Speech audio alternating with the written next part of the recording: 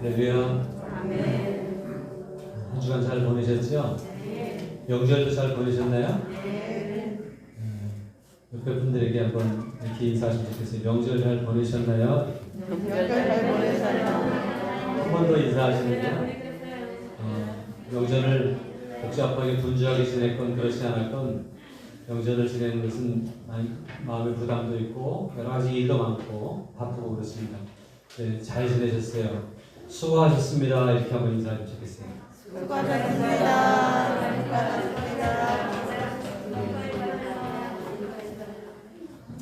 분주한 세상 속에서 주님의 이름으로 승리하고 오늘 다시 주님 앞에 나온 여러분을 주님의 이름으로 축복합니다. 우리 함께 기도하고 찬양하도록 하겠습니다. 하나님 감사합니다. 오늘도 우리를 사랑해 주셔서 주님 앞에 나오게 하심을 감사합니다. 특별히 지난 한 주간 동안 여러 가지 바쁜 일 속에서도 우리의 생명을 지켜주시고 우리의 건강을 지켜주시고 우리의 믿음을 지켜주시니 감사합니다. 오늘 주 앞에 나온 저희들이 우리의 것을 온전히 올려드리길 원하오니 주님 받아 주시옵소서. 입술을 열어주시고 마음을 열어주시고 성령으로 충만케 하여 주시옵소서. 예배를 받으심을 감사하며 예수님의 이름으로 간절히 기도합니다. 아멘. 우리가 믿음의 눈으로 바라보면 세상은 아름답고 희망이 있고 또 굉장히 좋은 것들이 많습니다. 하나님이 우리에게 좋은 것으로 창조해 주셨기 때문에 그렇습니다. 믿음의 눈으로 모든 것들을 바라보는 그런 우리들 되기를 원하면서 주 하나님 지으신 모든 세계 내 마음속에 그리워올 때 하늘의 별 울려 퍼지는 대성 주님의 권능 우주의 찬내 주님이 주신 시각으로 믿음의 눈으로 세상을 바라보고 사람을 바라보고 하나님의 뜻을 바라볼 수 있는 그런 우리가 되기를 원합니다. 찬양합니다.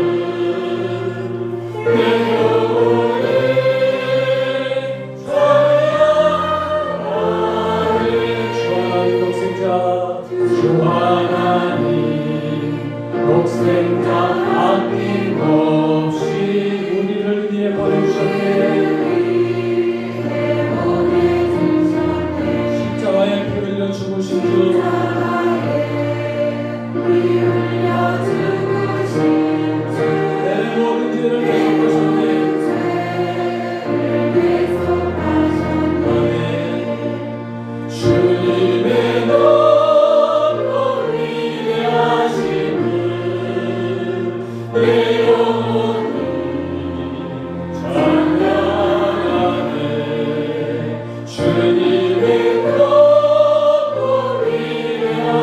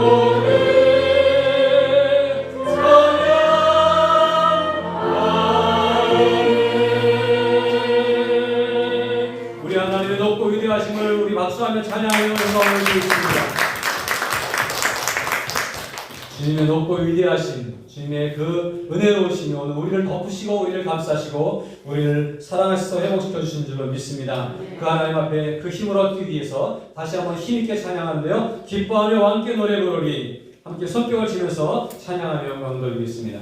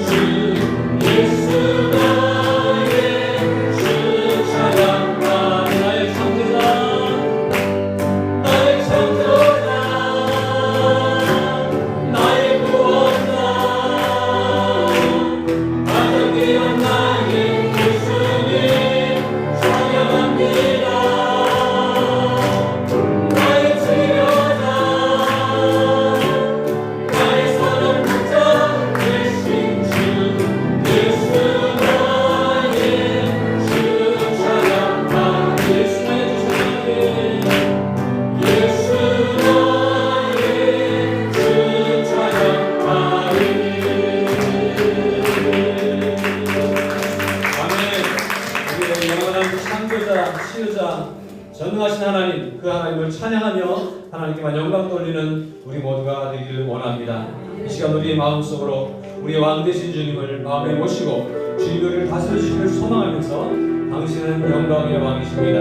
당신은 평강의 왕이십니다. 당신은 하늘과 땅을 창조하신 주님이시며 우리의 영원한 구주가 되십니다. 함께 믿음으로 고백하기를 원합니다.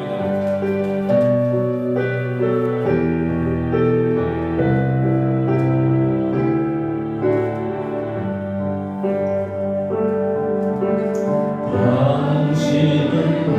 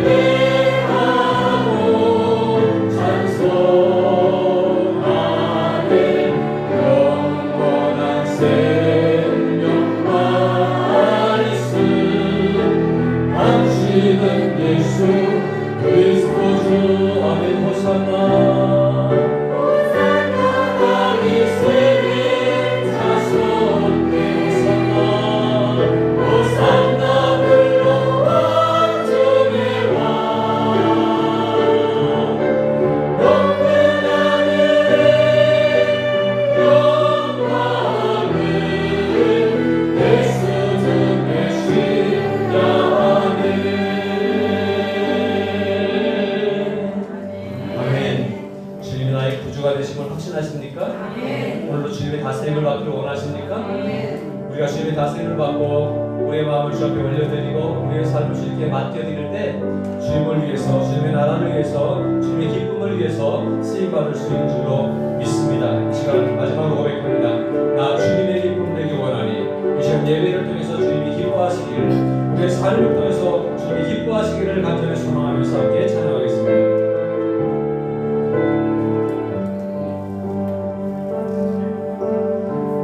주님의 기쁨 되기 원하네. 내 마음을 새롭게 하소서. 새 무대가 되게 하여 주소서. 주님의 빛 비추게 하소서. 내가 원하는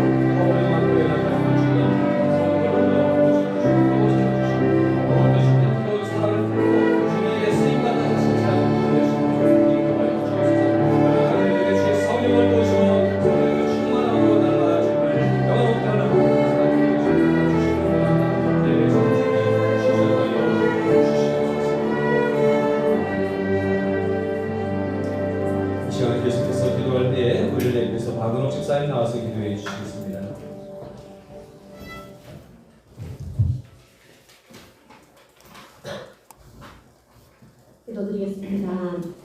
우리를 사랑하시고 돌보시는 하나님, 한 주간도 보호하여 주사 거룩한 예배를 드릴 수 있도록 인도하여 주셔서 감사드립니다. 날마다 삶에 은혜와 평강을 주시고 축복하여 주심을 찬양합니다. 하나님, 주님의 사랑과 용서의 약속을 믿고 우리의 연약한 심령을 고백합니다.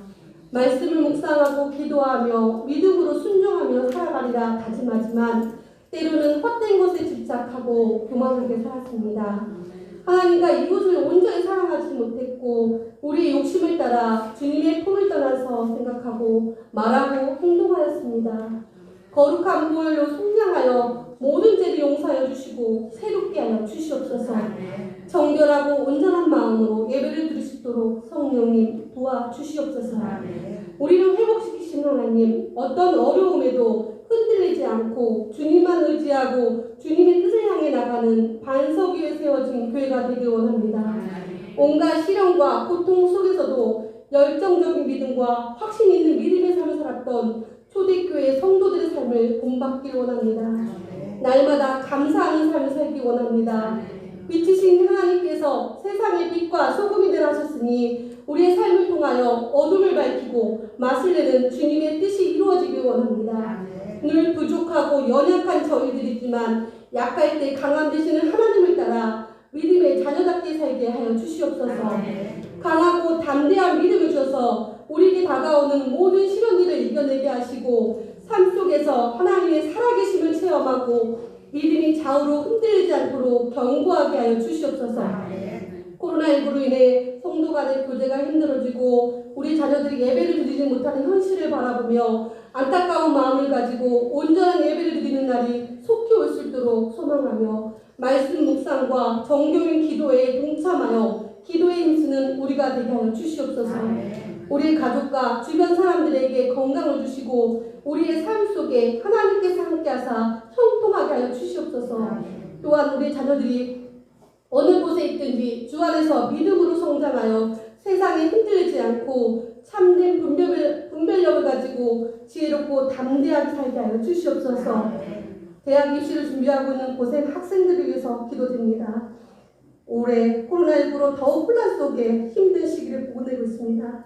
하지만 하나님, 기도하며 담대하게 나아갈 수 있도록 도와주시고 그동안 준비한 만큼 좋은 결실을 맺을 수 있도록 하나님 도와주시옵소서. 하나님, 주 안에서 서로 사랑하고 섬기며 온유하고 겸손하신 주님을 본받아 이웃에게 복음과 사랑을 전하는 건강한 우리 교회가 될 수 있도록 하여 주시옵소서. 하나님, 우리 나라를 위해 기도드립니다. 이 나라 이 민족이 하나님을 두려워할 줄 알게 하시고 죄에서 돌이켜 하나님 앞에 바로 설 수 있도록 하여 주시옵소서. 우리나라의 모든 지도자들이 잘못을 깨닫고 현명하고 지혜롭게 이 대한민국을 잘 이끌어가게 하여 주시옵소서. 우리나라의 여러 가지 어려움과 다른 나라의 관계 속의 여러 어려움도 잘 극복할 수 있도록 도와주시옵소서. 코로나19로 고통받는 모든 사람들의 마음을 회복시켜 주시옵소서. 코로나19로 지친 사람들의 마음을 위로하여 주시고 희망을 가지고 서로 이해하고 사랑하고 배려할 수 있는 마음을 주시옵소서. 캄보디아 바티에이 국제대학에서 수고하시는 사람들과 선교사님들과 그 가족들 그리고 우리가 후원하는 컴패션 아이들도 코로나19를 잘 극복하고 건강하게 지켜주시옵소서. 또한 경제적으로 어려움이 생기지 않도록 기도와 물질의 후원이 끊어지지 않게 하여 주시옵소서. 하나님, 이 시간 진리의 말씀을 듣기 원합니다. 하나님의 말씀을 대원하시는 목사님을 강건하게 하여 지켜주시고 우리의 심령에 생명의 생수가 흘러 영혼의 목마름을 해소하는 성령 충만의 시간이 되길 소망하오며 또 그렇게 해주실 걸 믿으며 예수 그리스도 이름으로 기도드립니다. 아멘.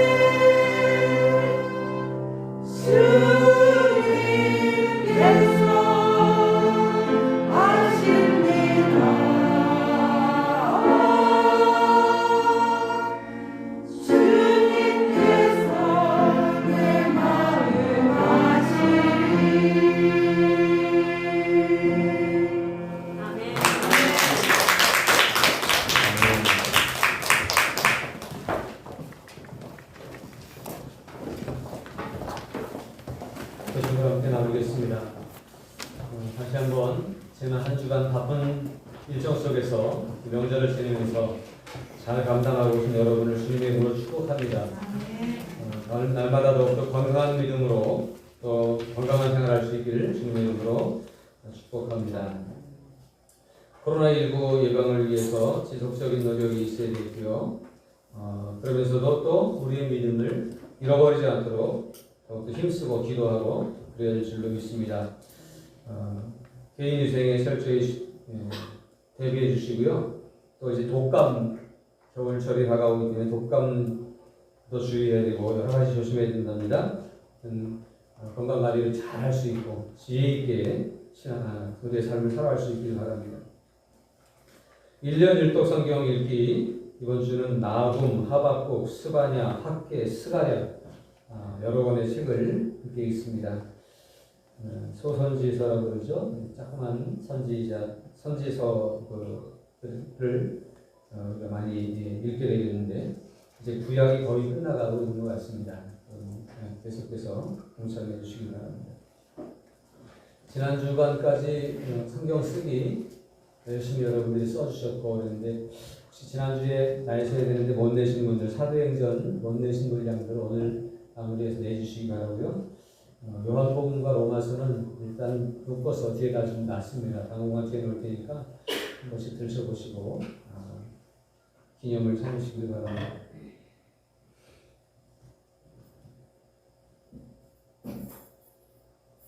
개인의 믿음을 지키기 위해서 또 교회를 위해서 열심히 기도를 쉬지 않는 그런 우리의 삶이 되길 바랍니다. 특별히 이제 이번 주 말고 다음 주일 지나고 그 2주간 동안 월요일부터 금요일 2주간 열흘이죠. 열흘 동안 전교인 릴레이 기도회로 이렇게 함께 기도에 동참하기를 원합니다. 새벽부터 저녁까지 9시까지 이렇게 시간을 정해놨는데요. 뒤에 보면은 종이가 한 장 있습니다. 거기에 시간이 정해져 있고요. 시간이 적혀져 있고 이름 쓰는 칸이 3칸이 있는데 혹시 많을까봐 3칸을 적어놨어요. 일단 앞에 줄을 쫙 채우고 꽉 차서 들어갈 데가 없으면 뒤에 칸에 넣으라고 그렇게 해놨습니다. 여러분들 본인이 작정한 시간에 체크하고 그리고 그 시간을 함께 지키면서 교회 나와서 기도할 수 있으면 좋겠습니다. 그래서 함께 기도할 때 함께 힘을 모으는 그런 우리 모두가 되기를 바라고요. 혹시 오늘 예배에 함께 못하고 온라인으로 예배 드리는 분들도 혼자 와서 예배 드리는 분, 혼자 와서 기도하는 분은 괜찮으니까 거기서 함께 나중에 주중에 들어가서 적고 그리고 동참해 주시면 좋겠습니다. 제가 다음 주에는 이제 그 기도 제목들을 샘플을 좀 해서 뒤에 놓을 거예요. 여러분 그걸 보고 일단 나라 민족을 위해서, 교회를 위해서, 가정을 위해서, 개인을 위해서 이렇게 쭉 기도문을 가지고 기도하고 또 개인적으로 기도할 수 있도록 그렇게 준비를 하도록 하겠습니다. 함께 모두가 다 동참해 주시길 바라겠습니다. 10월 마지막 주일은 추수감사주일입니다. 그리고 한영 초청리를 드립니다. 사실 코로나 상황에서 함께 모여서 예배드리는 많은 분들이 함께 모여 예배드린다고 하는 것이 부담스럽고 그렇지만 그렇다고 해서 계속 피할 수만은 없기 때문에 더 열심히 어쩌면 더 열심히 적극적으로 공격적으로 전도도 해야 되고 또 예배에 권면도 해야 되고 그러지 않나 생각을 합니다. 그래서 이번 10월 한 달 동안 더 열심히 전도해서 한 영혼이라도 주님 앞에 함께 나와서 예배할 수 있기를 이렇게 힘썼으면 좋겠습니다. 이번에 꼭 열매를 맺었으면 좋겠고요. 열매를 혹시 못 맺는다 할지라도 함께 예배할 수 있는 기회를 한 번만이라도 좀 제공할 수 있도록 그렇게 했으면 좋겠습니다. 그 한 번이 또 2번 되고 2번이 평생 될 수도 있으니까 좀 그렇게 적극적으로 기도해 주시고 그 영혼을 기도해 주시고 그 영혼을 전도하는 일 위해서 힘써 주시기를 바랍니다. 수능 수시 원서 접수를 이제 끝냈습니다. 두 명이 은정이와 제이 2명이 원서 접수를 이제 마치고 이제 조금 2달이 뻗고 잠을 자는 것 같습니다. 이제 예배 시간에 안 잘 것 같아요. 그러니까 이제는 하나님께 맡겼습니다. 저는 그렇게 생각해요. 접수를 했으면 하나님께 맡긴 거예요. 하나님이 인도하신 대로 어떤 처분을 하시든지 그대로 받겠습니다. 그런 마음으로 기도하면서 맡길 수 있기를 바라고요. 이런 기회에 더욱더 하나님을 의지하는 믿음으로 굳게 설 수 있도록 위해서 기도해 주시기를 바라겠습니다. 오늘 아침에는 이 앞에 교회 앞에 큰 나무 길에 이렇게 뻗쳐서 한편으로는 좀 운치가 있고 그랬는데 한편으로는 그늘이지고 교통에 조금 방해가 되지 않을까 생각해서 장로님하고 요즘 계속 저거 어떻게 배워야 되나 너무 커서 이게 그냥 뵐 수도 없잖아요. 고민을 하고 있었는데 아파트 삼성 아파트에서 배주겠다고 그래서 감사합니다. 그리고 오늘 아침에 이제 아파트 주민들이 나와서 배우고 제가 같이 거들고 해서 나무 큰 나무 하나를 잘 뺐습니다. 한 반쪽은 죽어서 고목이 됐고 그래서 사실 교통 차들 지나가다 좀 위험하기도 하고 또 밤에는 가로등빛도 가리고 그래서 여러 가지 좀 불편함도 있었고 걱정도 있었는데 제가 걱정했더니 하나님이 또 다른 사람을 통해서 일하신 것 같아요. 그래서 감사하고요. 물론 이제 수고하셨기 때문에 끝나고 막걸리라도 한잔 드시라고 좀 드렸습니다만 이렇게 서로 협력하면서 교회와 마을이 함께 협력하면서 할 수 있다고 하는 것은 참 감사한 일이 아닌가 생각을 합니다. 아파트에서 이렇게 길을 많이 관리해 주시는데 요즘 참 감사할 뿐이죠. 교회에 우리 모두도 관심을 가지고 지붕이 얼마나 바뀌어졌나 또 어디 막힌 데는 없나 늘 관심을 가지고 돌아볼 수 있는 그런 마음들이 우리 안에 있기를 바랍니다.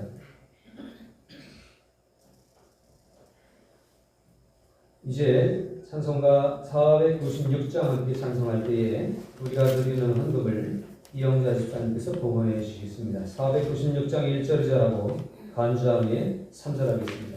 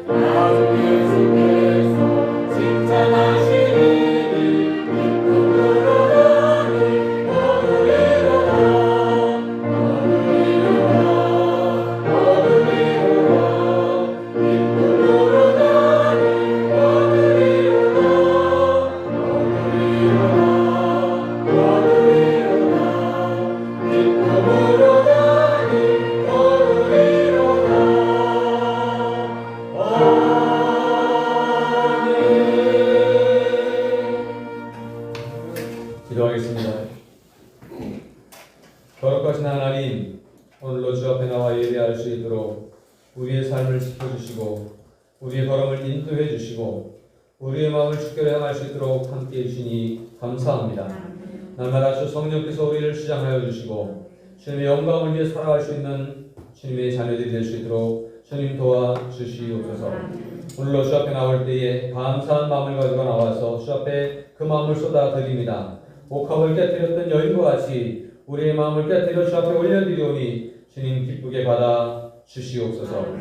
뿐만 아니라 우리가 사용하는 물질의 일부를 주님 앞에 올려드리며 주님을 위해 쓰임받길 원하는 우리 손길들을 주여 기쁘게 받아 주시옵소서. 10분의 1을 구별해서 하나님의 것으로 철저히 드리고 하나님 앞에 모든 것을 맡겨드리는 가정 위에 기업 위에 삶 전체 위에 하나님께서 함께 해주시기를 간절히 원합니다. 드렸지만 부족함이 없게 하시고 더 축복이 넘치게 하시고 은혜가 가득한 삶이 되도록 하나님 인도하여 주시옵소서. 감사의 고백을 일일이 적어 고백하며 주 앞에 엎드렸습니다. 주님 기억하여 주시옵소서. 즐겁고 건강한 명절을 지내게 하심을 감사합니다. 주님 늘 은혜가 있게 하시고 늘 풍성하게 하시고 늘 주님의 뜻을 잘 전하는 그런 삶을 살 수 있게 도와 주시옵소서. 결혼 기념일을 맞이하게 하심을 감사합니다. 하나님을 더 잘 섬기는 복된 가정이 될 수 있도록 인도해 주시고 함께 믿음으로 합력하여 선을 이루도록 도와주시기를 원합니다. 한가위 명절을 잘 보낼 수 있게 해주심을 감사합니다. 풍요로운 10월을 허락해 주심을 감사합니다. 주의 은혜로 풍성한 삶이 되게 하여 주시옵소서. 언제나 주님의 뜻에 따라 살게 하시고 주님이 기뻐하신 일을 이루어 드릴 수 있는 저희들의 삶이 되게 하여 주옵소서. 자녀의 생일을 맞게 하심을 감사합니다. 주님 안에서 귀하고 복된 주님의 자녀로 성장할 수 있도록 인도하여 주시옵소서. 길을 열어주시고 미래가 보이게 하시고 하나님 주시는 꿈을 꿀 수 있도록 인도하여 주시옵소서. 온 가족이 함께 할 수 없는 명절이었지만 모두 안전하고 행복한 시간이 되게 하심을 감사합니다. 명절을 주심 감사합니다. 온 가족이 함께 예배할 수 있음에 감사합니다. 주님의 오늘 명절을 온 가족이 함께 잘 보낼 수 있도록 인도하여 주심을 감사합니다. 추석 명절을 잘 보내게 하심을 감사합니다. 자녀의 대학 수시 원서 접수 잘 마무리하게 하심도 감사합니다. 주님 인도해 주시고 그 길을 열어주시기를 간절히 원합니다. 한 주간에 주님의 돌보심에 대해 감사합니다. 주님 날마다 은혜로 살게 하시고 주님의 힘 주시는 대로 맡겨진 일을 감당할 수 있도록 도와주시옵소서. 주님께서 주시는 은혜로 평안하고 건강한 명절 지내게 하심을 감사합니다. 영원히 감사가 넘치는 삶이 되기를 원하오며 주님을 사랑하고 또 사랑합니다. 범사에 감사합니다. 기도와 간구로 주님을 따르게 하옵소서. 범사에 감사합니다. 시호를 허락해 주심을 감사합니다. 주님과 함께 동행하기를 원합니다. 시험을 앞두고 담대할 수 있는 믿음을 주시기를 원합니다. 함께해 주시고 지켜주시고 주님의 인도하심을 따라가는 그런 믿음이 되게 하옵소서. 선교헌금을 드렸습니다. 건축헌금을 드렸습니다. 비전헌금을 드리고 또한 차량헌금을 드리고 컴패션을 섬기며 작은 선으로 섬기는 모든 손길마다 주여 기억하여 주시고 하나님의 나라를 이루는 손길이 되게 하시고 하나님 앞에 쓰임받는 귀한 심령들 될 수 있도록 주님 도와주시옵소서. 모든 것 기쁘게 받으심을 믿고 감사하며 예수님의 이름으로 축복하고 기도합니다. 아멘. 이제 하나님 말씀 보겠습니다. 하나님 말씀은 고린도후서 4장 1절부터 6절입니다.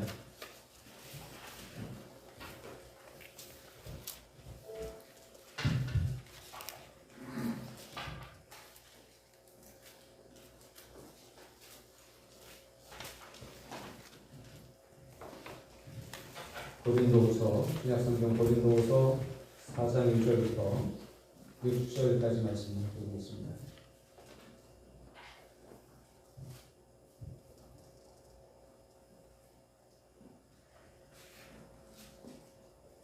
찾으셨으면 한 목소리로 1절부터 6절을 읽겠습니다.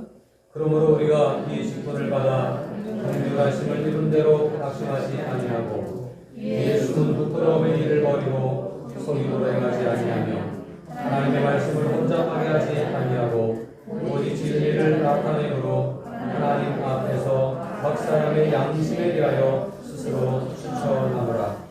만일 우리의 복음이 가려졌으면 망하는 자들에게 가려진 것이라. 그 중에 이 세상의 신이 믿지 아니하는 자들의 마음을 혼미하게 하여 그리스도의 영광의 복음의 광채가 비치지 못하게 하리니 그리스도는 하나님의 형상이니라. 우리는 우리를 전파하는 것이 아니라 오직 그리스도 예수의 주로 되신 것과 또 주 예수를 위하여 우리가 너희의 종된 것을 전파하리라. 어두운 데에 빛이 비치라 말씀하셨던 그 하나님께서 예수 그리스도의 얼굴에 있는 하나님의 영광을 아는 빛을 우리 마음에 비추셨느니라. 아멘. 오늘 말씀의 제목은 진정한 복음 전도자 이런 제목입니다. 여러 가지로 분주하게 지낸 명절 가운데서 사실은 고향을 갔어도 피곤하고 또 못 갔어도 못 간 대로 아쉽고 또 다른 일이 있었기 때문에 피곤합니다. 그런데 오늘도 주님 앞에 사모하는 마음으로 이렇게 나오신 여러분이 주님의 은혜를 받을 만한 충분한 자격이 있다 그런 생각을 합니다. 그래서 하나님의 은혜가 더욱더 넘치기를 주님의 이름으로 축복합니다. 특별히 하나님이 우리에게 이런 믿음을 주신 것은 우리에게 하나님의 나라를 이루어가는 일꾼이 되게 하기 위해서 이런 믿음을 주시지 않았는가 하는 생각을 합니다. 하나님의 나라는 하나님의 통치가 임하는 나라, 하나님이 다스리시고 하나님이 세워가시지만 그러나 그 하나님의 나라를 세워가는 일에 쓰임받는 일꾼들은 하나님의 말씀 앞에 하나님의 통치를 받으며 순종하고 나오는 주님의 자녀들, 일꾼들을 통해서 그 일들이 이루어지는 것입니다. 그러니까 오늘도 이렇게 주님 앞에 나와서 예배하고 하나님의 자녀로 하나님의 일꾼으로 살기를 원하는 우리들을 통해서 하나님은 하나님의 나라를 이루어 가실 겁니다. 그리고 하나님의 역사를 써가실 것이고 하나님의 원하시는 뜻을 우리를 통해서 이루어 가실 것입니다. 여러분 놀라운 것은요, 사실 나도 내 앞길에 어떤 일이 벌어질지 알 수 없습니다. 우리 각각이 다 내가 어떻게 어떤 일을 할 수 있을지 알 수 없지만 하나님은 우리를 통해서 계획하고 계시고 그 일을 이루어갈 수 있도록 힘을 주시는 하나님이신 줄로 믿습니다. 그래서 믿음으로 하나님 앞에 순종하면 그리고 믿음 앞에 맡겨드리면 하나님이 내가 감당할 수 없는 어마어마하고 큰 일들을 작은 나를 통해서 질그릇 같은 나를 통해서 이루시는 놀라운 축복을 우리에게 허락해 주신다고 하는 거예요. 내가 뭘 해야지 라고 하는 의지적인 어떤 결단보다는 하나님께 나를 내어 맡기고 순종하겠다고 하는 그런 믿음으로 설 때에 하나님은 우리를 사용하시고 하나님의 일을 이룰 수 있는 큰 인물이 되게 하시는 줄로 믿습니다. 그러므로 하나님께 맡길 수 있는 우리 모두가 되기를 바랍니다. 특별히 다음 세대 우리 청소년들이 더욱더 내 인생을 하나님께 맡기고 하나님의 인도하심을 따라 가겠다고 하는 그런 믿음의 결단을 가지고 하나님을 섬기는 일에 최선을 다하고 열심히 하나님을 잘 섬기면 나도 모르는 일을 하나님이 하게 하시는 거예요. 요셉이 애굽의 총리가 되기까지 어렸을 때 꿈꿀 때는 아무것도 몰랐어요. 그러나 하나님은 요셉의 믿음을 보시고 그렇게 키워가셨고 그런 일들을 하게 하셨습니다. 그런 것처럼 우리 다음 세대된 우리 청소년들이 하나님 앞에 인생을 맡기고 하나님이 어디로 인도하시는지 때로는 좀 불편한 곳으로 인도하실 수도 있고요. 때로는 좀 어려운 곳에 우리가 갈 수도 있어요. 때로는 답답함을 경험할 수도 있어요. 그러나 하나님께 맡기고 여기서도 하나님이 함께 하실 거야, 역사하실 거야 그런 믿음을 가지고 나아가면 하나님은 반드시 우리를 통해서 크게 일하실 줄로 믿습니다. 저는 우리 푸른마을 교회가 이 시골의 작은 교회이지만 그럼에도 불구하고 하나님은 우리를 통해 하시고자 하는 일이 있다. 또 우리를 통해 오늘도 일하고 계신다. 지금보다도 앞으로는 더 큰 일을 하실 것이다. 그런 꿈을 계속 꾸고 있고 그래서 어떻게 하나님의 마음에 우리가 합당하게 살아야 될까 그런 생각을 가지고 오늘을 살아가고 있습니다. 아마 하나님의 놀라운 계획이 우리 가운데 앞으로 쫙 펼쳐지게 되리라고 기대가 됩니다. 어쨌건 하나님의 나라가 이루어지는 데 있어서는 중요한 건 하나님의 나라는 무슨 건물을 세우는 그런 하나님의 나라가 아니라 땅을 넓히는 하나님의 나라가 아니라 하나님의 사람 하나하나를 세워가고 세상에 있는 사람들을 하나님의 사람으로 인도해내는 그런 일들이 하나님의 나라를 이루는 일이에요. 우리가 외국까지 나가서 선교하는 이유는 거기 있는 영혼들이라도 하나님의 사람으로 세워서 하나님의 나라를 거기까지 확장시키기 위해서 그렇게 하는 겁니다. 오늘 이제 10월 달을 맞아서 우리가 10월 마지막 주일 한 영혼 초청 예배로 드리면서 우리가 어떻게 좀 열심히 전도해 봅시다 라고 다시 결단하고 또 한번 의지를 불태우는 이유는 한 영혼이라도 건지면 하나님이 그만큼 하나님의 나라를 세워가는 것이고 키워가는 것이기 때문에 하나님의 나라를 확장시켜가는 일을 위해서 우리가 열심히 전도해야 할 것입니다. 그런 의미에서 오늘 이 본문의 말씀과 이 제목은 우리에게 굉장히 중요합니다. 바울은 아주 위대한 전도자였습니다. 이 바울의 위대한 전도의 모범을 따라서 우리가 함께 전도자로 쓰임받기를 원하고 나아간다면 우리도 작지만 좀 바울처럼은 아니어도 하나님의 뜻에 합당한 전도자로서의 삶을 살아갈 수가 있지 않을까 생각합니다. 이 말씀을 마음에 새기고 우리가 다 함께 전도자로 살아가기를 힘쓰는 모두가 됐으면 좋겠습니다. 오늘 본문은 1절에서 이렇게 시작을 하고 있습니다. 그러므로 우리가 이 직분을 받아 긍휼하심을 입은 대로 낙심하지 아니하고 라고 말하는데 이게 빨간 표시를 한 것처럼 우리가 이 직분을 받았다고 하는 거예요. 하나님의 사람은 바울뿐만 아니라 모든 하나님의 사람은 하나님이 허락하신 직분을 받은 줄로 믿습니다. 저는 그렇게 생각해요. 오늘 주님이 나를 선택하셔서 내가 처음 예수님을 주님이라고 부르고 하나님을 아버지라고 부르고 이제 처음 주님을 영접하는 그 순간에부터 이미 하나님은 내게 직분을 맡겨주셨다고 하는 사실이에요. 얼만큼 교회를 다녔으니까 신앙생활을 몇 년 이상 했으니까 내가 교회에서 받은 직분이 무엇이니까 하나님의 직분을 받은 것이 아니라 하나님이 내 영혼을 사시는 그 순간 하나님이 내 영혼을 선택하시고 부르셔서 하나님의 백성으로 믿음으로 고백하고 하나님의 자녀로 서게 하시는 그 순간 나를 향한 하나님의 계획이 그 속에 있는 것이고 나를 통해서 일하시고자 하는 하나님의 뜻이 그 속에 담겨져 있는 거예요.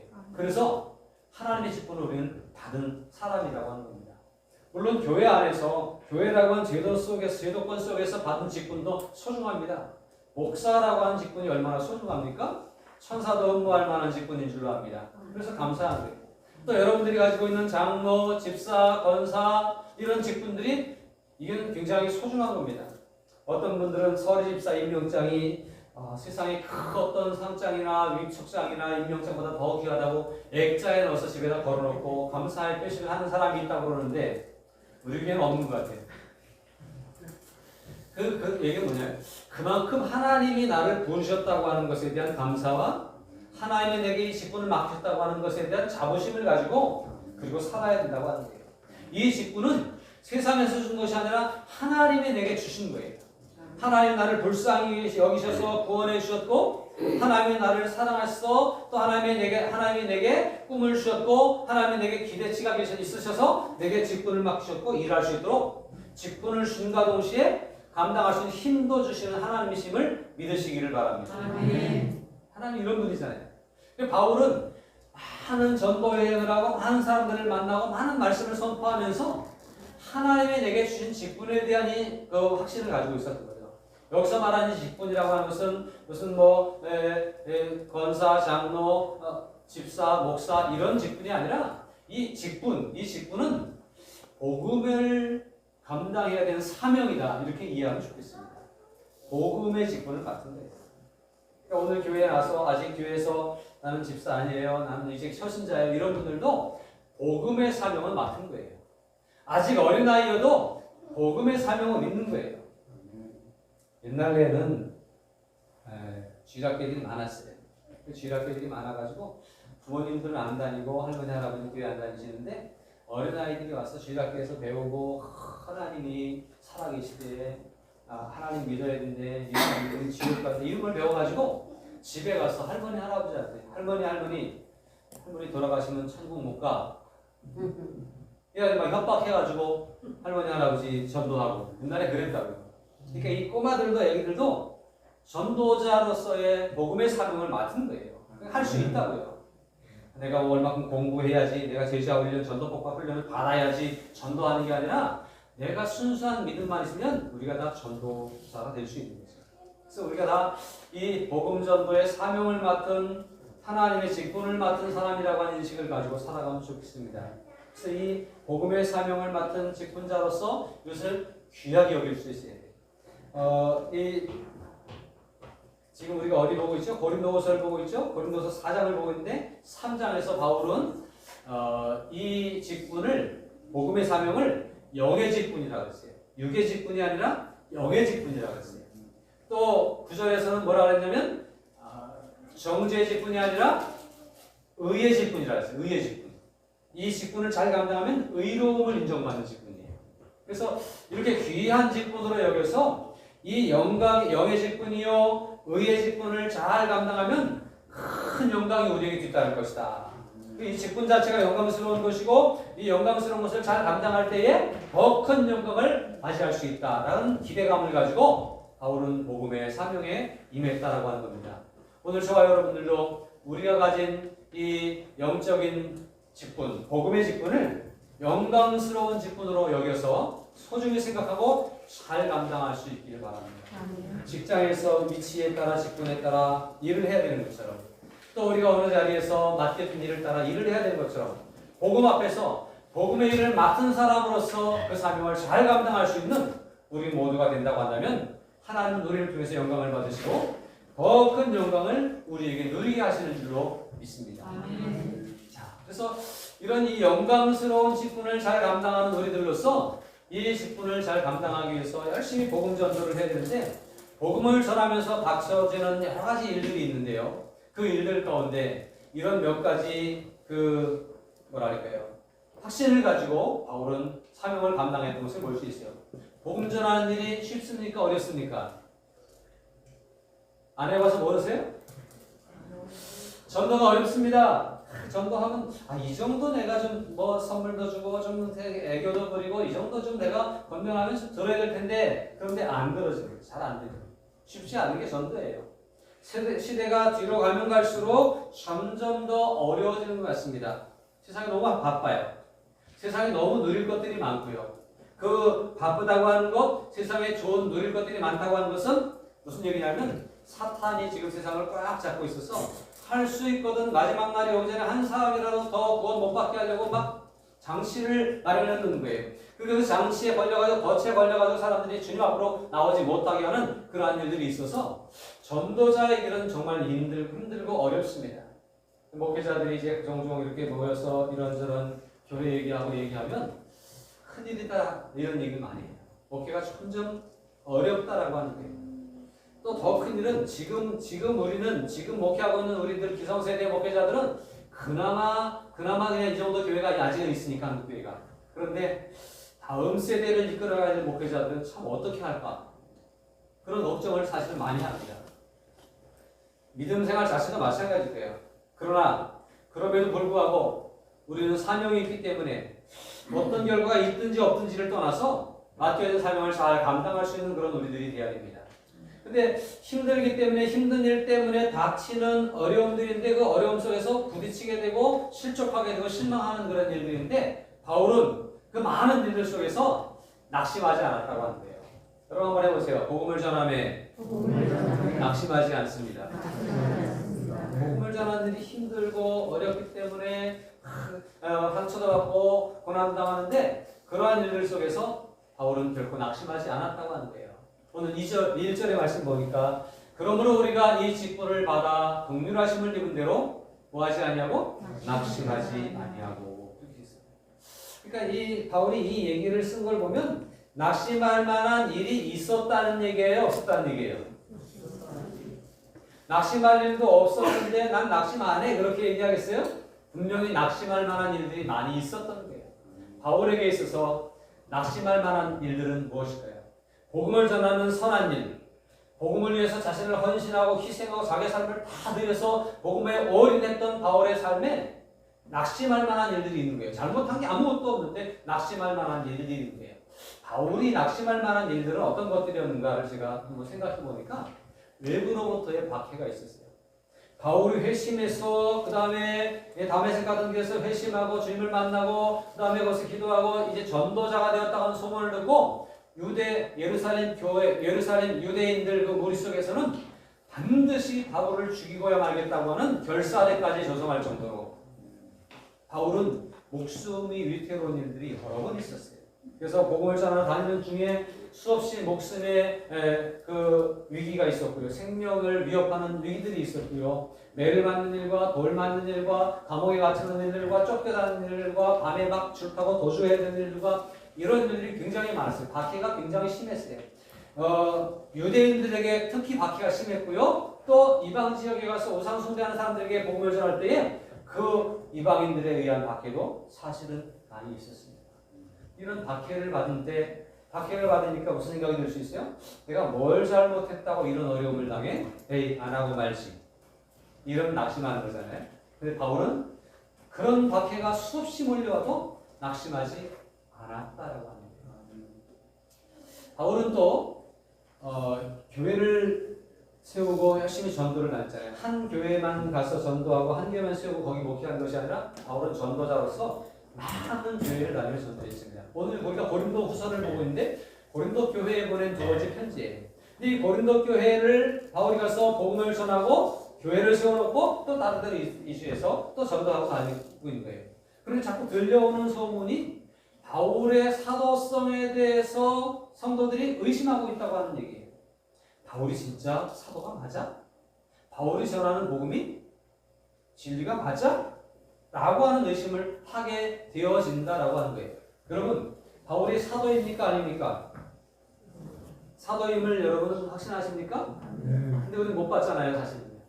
그 시대에 바울의 사도성이 의심받을 만한 이유 중에 하나는 뭐였냐면 12제자 중에 안 들어갔었던 사람이었다고 하는 것이 바울에게는 복음을 그렇게 열심히 전하면서도 약점이었어요.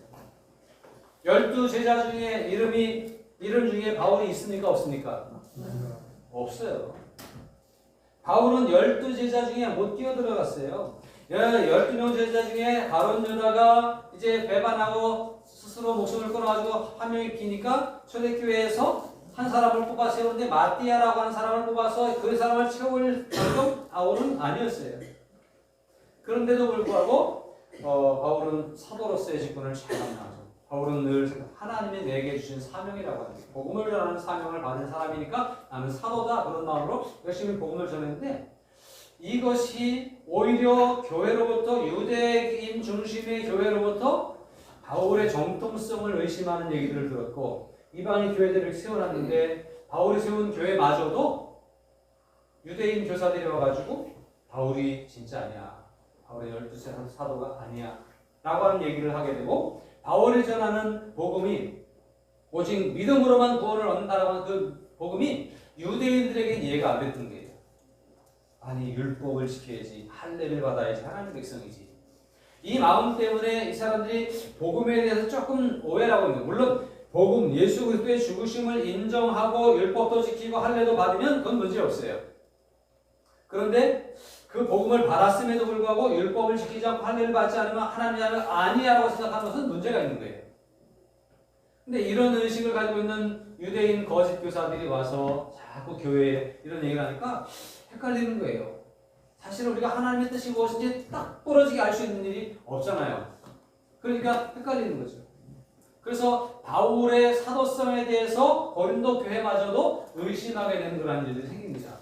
여러분 생각해보세요. 바울이 고린도에 가서 목숨 걸고 전도해가지고 어렵게 교인들을 모아놓고 교회를 세워놓고 그리고 나왔는데 고린도 교회 성도들이 바울을 의심한다는 거예요. 그러니까 바울은 뭐라고까지 하냐면 여러분 다른 사람들은 뭐라 그래도 당신들은 내가 전도해서 내가 전한 복음을 받아 예수 믿었고 내가 전도하고 목회한 교회가 여러분들이 교회 아닙니까? 그러면 내가 사도인지 아닌지에 대한 증거는 바로 여러분들입니다. 맞아요? 아니에요? 여러분 제가 여러분들에게 말씀을 가르치고 설교하고 예배를 인도하고 적어도 여러분들은 저를 목회자로 인정해 줘야 되잖아요. 아닙니까?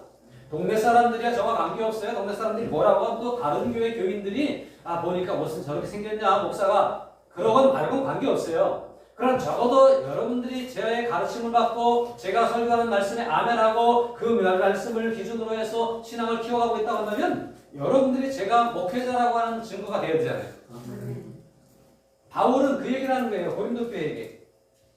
그렇게 할 만큼 답답한 일이 바울에게 있었어요. 그러니까 기껏 가서 전도하고 기껏 가서 교회를 세우고 정말 목숨을 걸고 전력을 다해서 세워놓고 그리고 떠났는데 그 교회가 나를 인정해 주지 않는다고 한다면 얼마나 절망감이 몰려오겠어요. 그렇게 낙심할 만한 일들이 있었지만 바울은 낙심했다는 거예요? 안 했다는 거예요?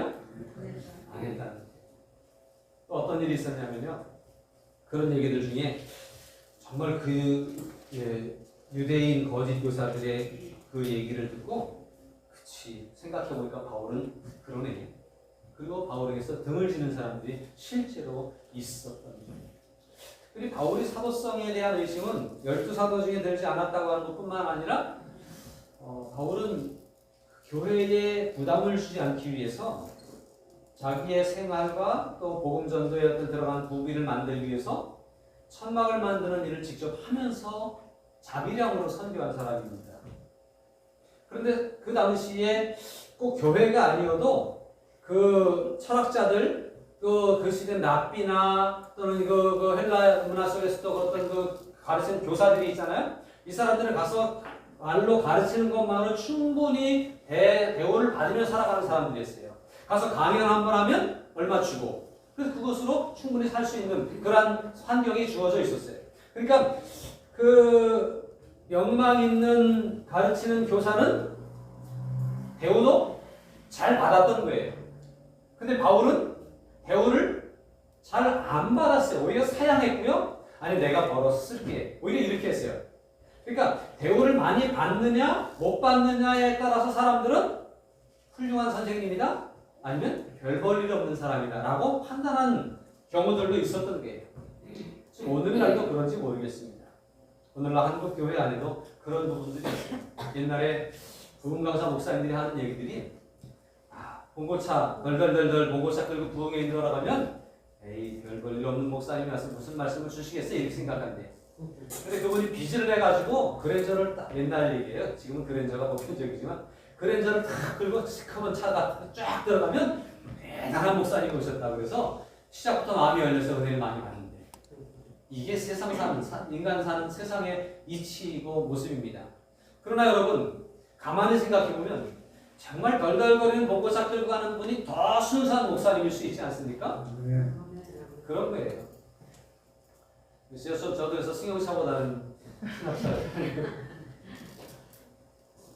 그 풍기는 모습이 어떠하냐, 그가 누리는 것이 어떠하느냐가 그의 사도성을 증명한 것이 아니라 그 속에 어떠한 진심이 있느냐에 따라서 사도성이 인정받는 거예요. 어쩌면 바울이 더 순수하게 자기가 일하면서 복음을 전하는 것 때문에 그게 사도성이 플러스 돼야 되는 게 맞지 않습니까? 오늘 한국교회 안에 참 어려운 현실이 벌어지고 있고요. 개척교회 목회자들 중에는 대리기사, 택시운전, 신문배달, 우유배달 하는 분들이 참 많습니다. 그들이 무엇 때문에 하죠?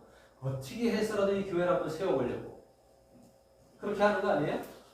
그런데 많은 분들은 얘기하기를 목사가 교회에 매달려서 교회만 있어야지 다른 일 한다고 그렇게 생각하고 그 목사의 권위를 떨어뜨리는 경우들도 있어요. 물론 돈 버느라고 주일날 나 피곤하니까 설교 못해요 이런다면 문제가 되지만 그것도 하고 이것도 하는 일하고 두 배로 일하느라고 얼마나 힘들겠어요.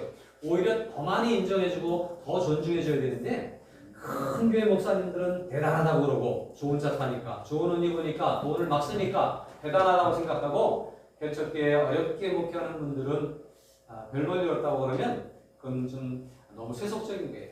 영의 직분을 이해하지 못하는 거예요. 그러나 오늘 우리들은 생각이 좀 달랐으면 좋겠습니다. 자, 이런 일들이 계속 벌어지고 있는데 그렇게 열심히 일하고 정말 부담 주지 않으려고 그렇게 노력했는데 불구하고 인정해주지 않는 모습 속에서 낙심할 만하지만 바울은 낙심하지 않았다라고 하는 사실이에요.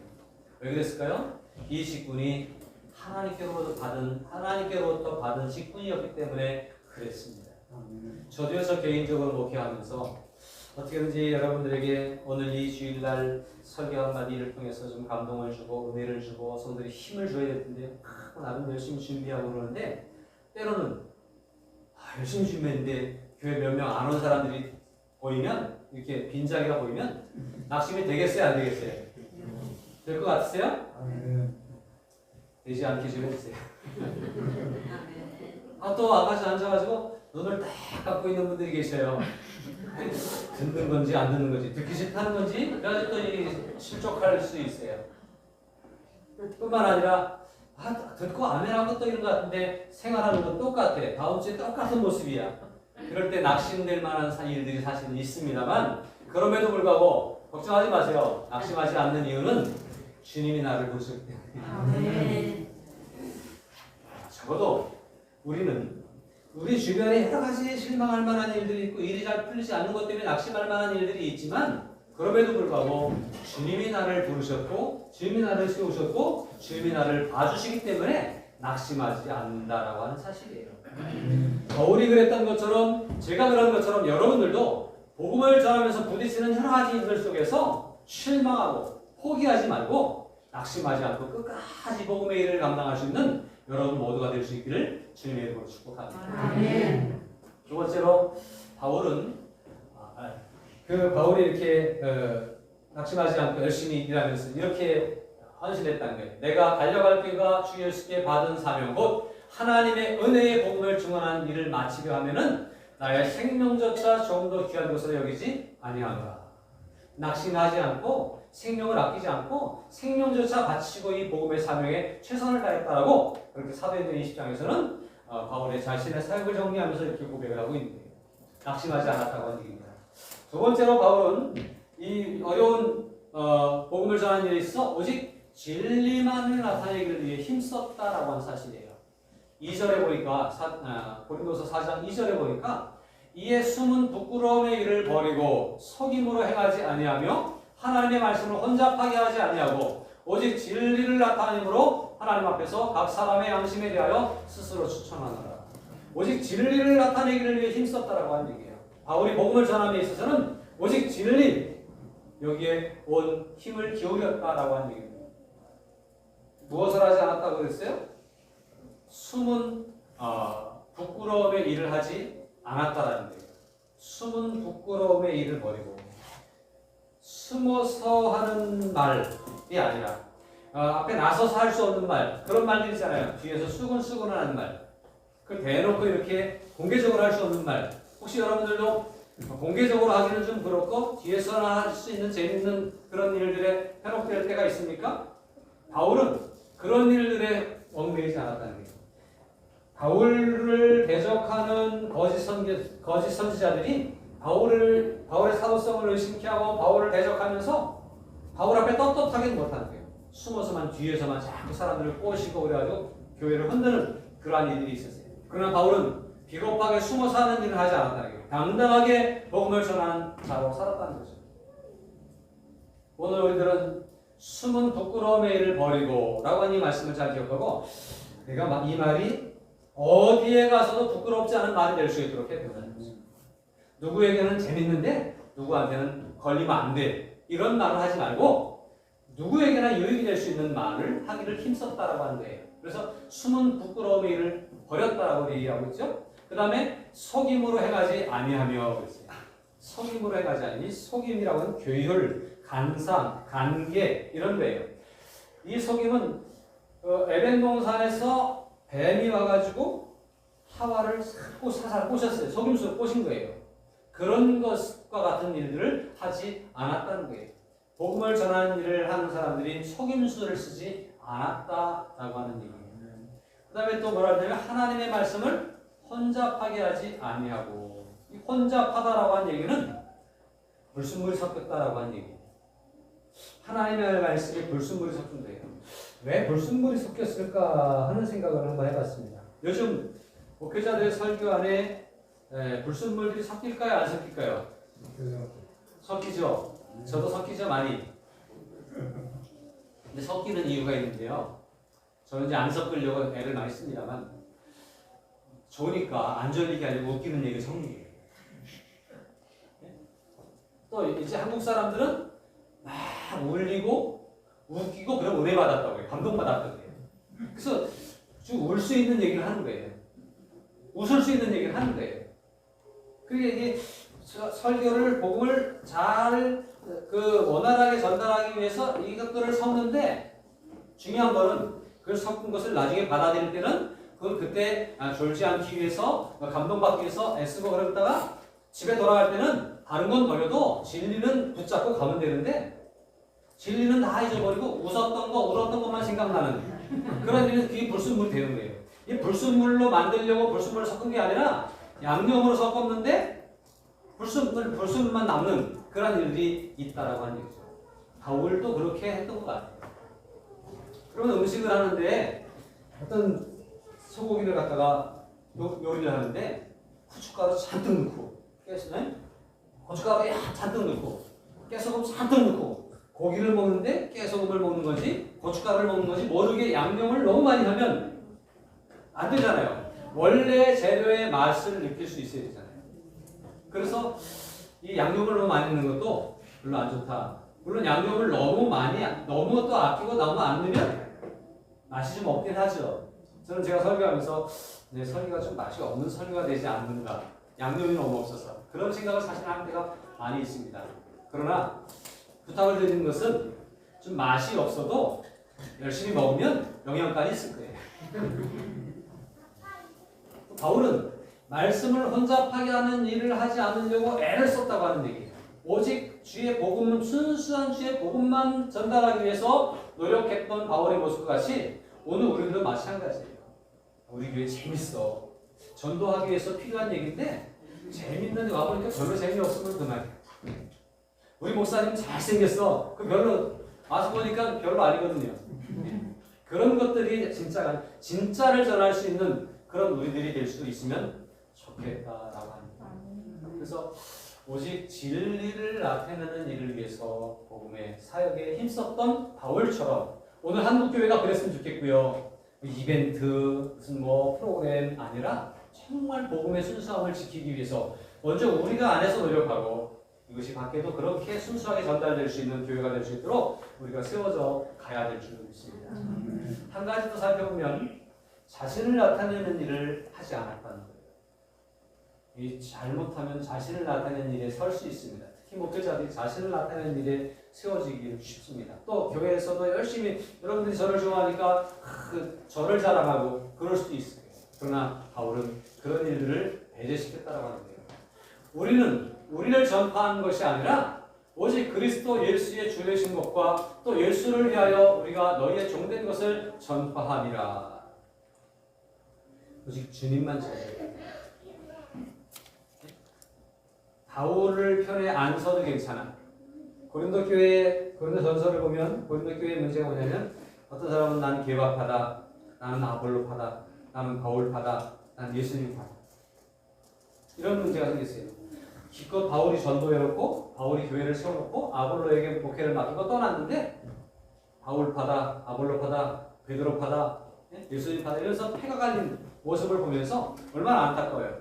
그런데 바울은 뭐라고 하냐면 내 편이 아니어도 괜찮다. 예수님에게서 떠나지 말아라. 이렇게 얘기하는 거예요.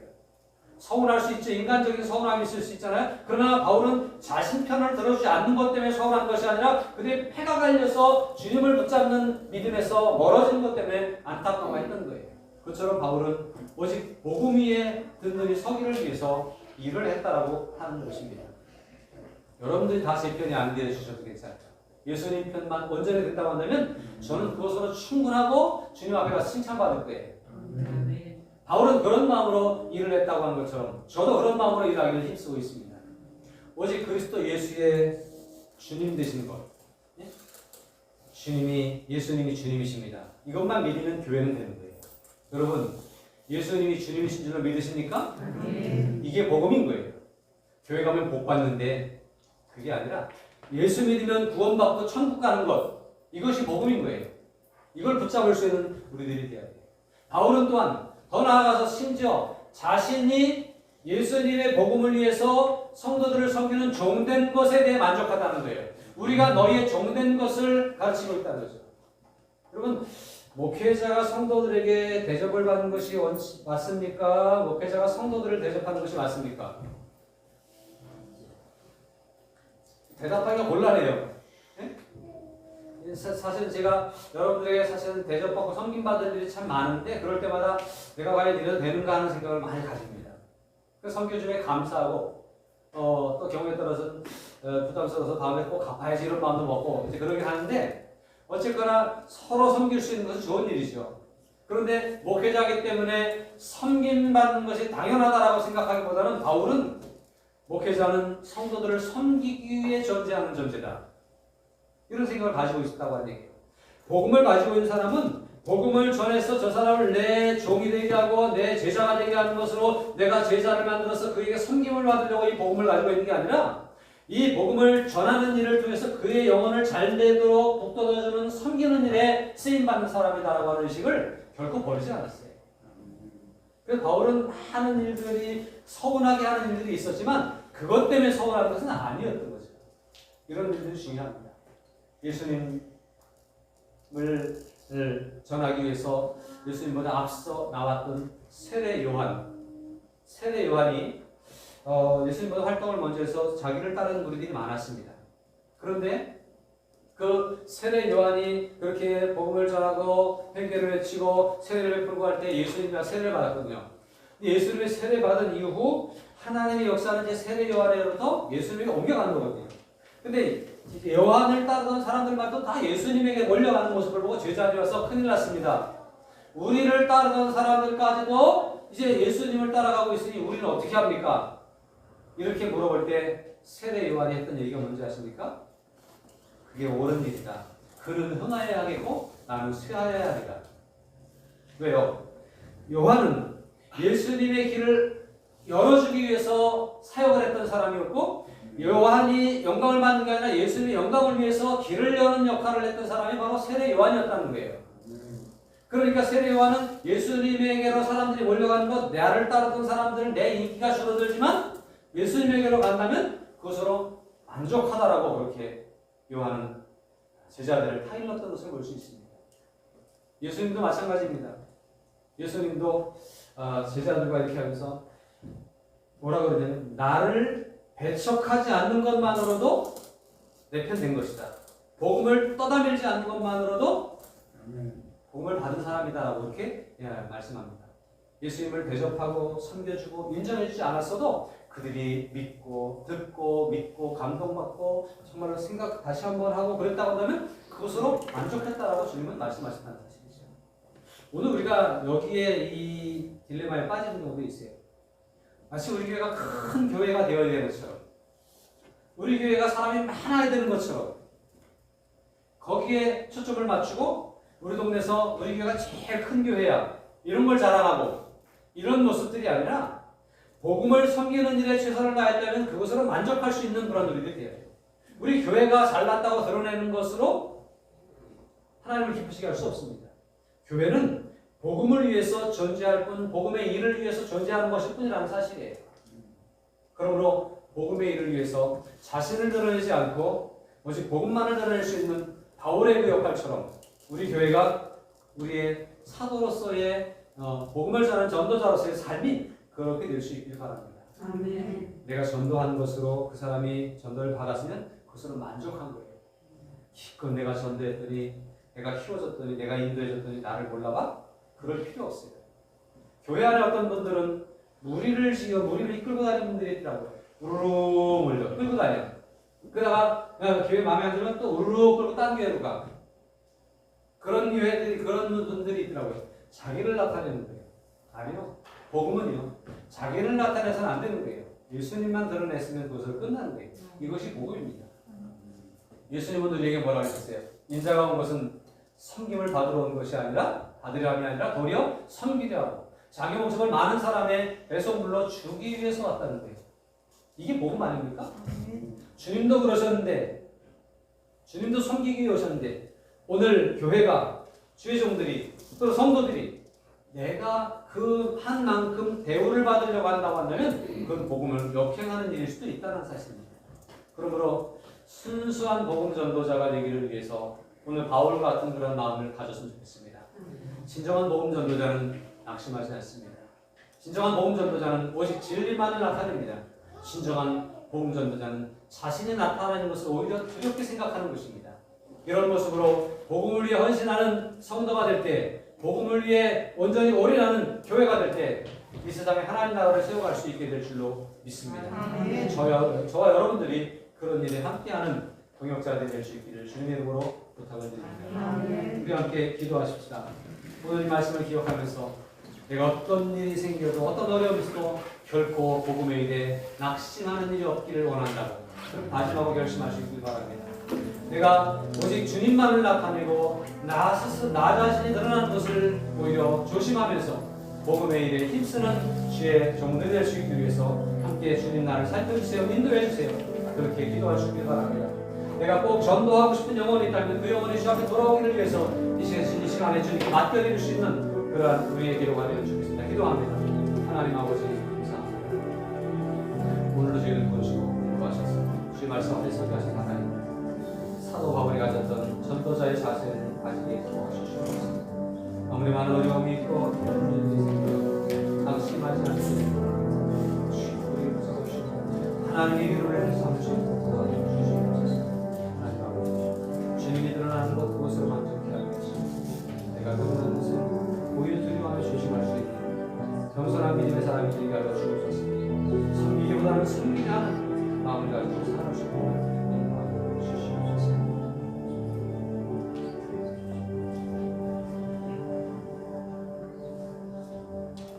살아계신 하나님을 찬양합니다. 우리를 위해 이 땅에 오셨고 우리를 위해 복음을 심으셨으며 우리를 위해 목숨을 내어오실 뿐만 아니라 다시 살아나심으로 영원한 생명이 되어신 주님을 찬양합니다. 이 복음을 마음에 간직하고 복음 안에서 죽어도 살겠고의 믿음을 가지고 살아가는 저희 모두가 되게 하여 주시옵소서. 이 믿음을, 이 복음을 만방에 전할 수 있는 주님의 도구들이 될 수 있도록 주님 도와 주시옵소서. 전도가 쉽지 않지만 끝까지 주님 오시는 그날까지 복음을 전하는 일에 앞장서며 주님만을 나타내고 자신을 드러내기보다는 주님을 앞세울 수 있는 진정한 복음 전도자로서의 삶을 살아가는데 부족함이 없도록 주님 도와주시고 지켜주시옵소서. 이 가을에 복음의 열매를 맺기를 원합니다. 많은 사람들에게 주의 복음을 전달할 수 있기를 원합니다. 영원권의 역사에 쓰임받는 저희들이 되기를 원하오니 주님 사용하여 주시옵소서. 예수님의 이름으로 기도합니다. 아멘. 이제 다음 자리에서 말씀하지마고 찬양합니다. 주님 다시 오실 때까지 나는 이 길을 가리라. 복음을 들고 나아갈 수 있는 이 모두가 되겠습니다.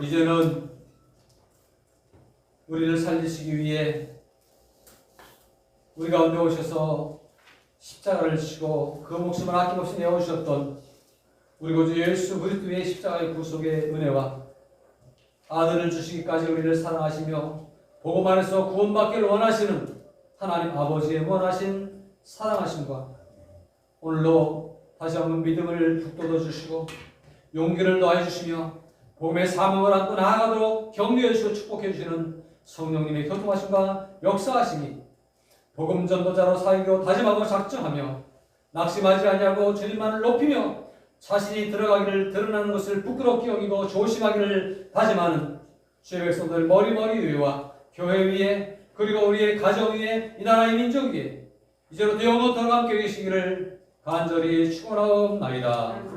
아멘.